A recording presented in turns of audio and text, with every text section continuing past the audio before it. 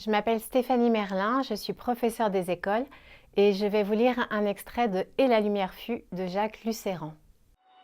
Sans texte. Sans texte. Sans texte. Sans texte. Sans texte. Sans texte.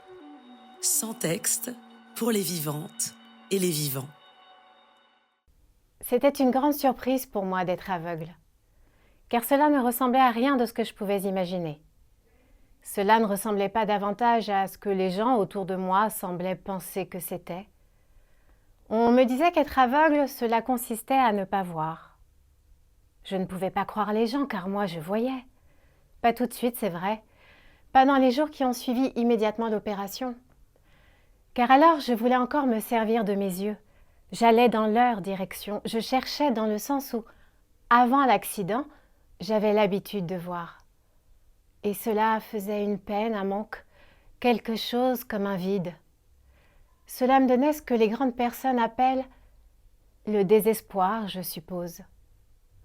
Enfin un jour, et ce jour vint très vite, je m'aperçus que je regardais mal, tout simplement. Je faisais à peu près l'erreur qu'une personne qui changerait de lunettes ferait si elle ne s'habituait pas à accommoder d'une façon nouvelle. Au fond, je regardais trop loin et je regardais trop vers l'extérieur. Ce fut beaucoup plus qu'une découverte. Ce fut une révélation. Je me revois encore dans le champ de Mars, où quelques jours après mon accident, mon père m'avait emmené en promenade. Je connaissais bien ce jardin. Je connaissais ses bassins, ses grilles, ses chaises de fer. Je connaissais même en personne quelques-uns de ses arbres. Et bien sûr, c'était eux que je voulais revoir et que je ne voyais plus. Je crus un instant le monde perdu. C'est alors qu'un instinct, j'allais presque dire une main se posant sur moi, m'a fait changer de direction.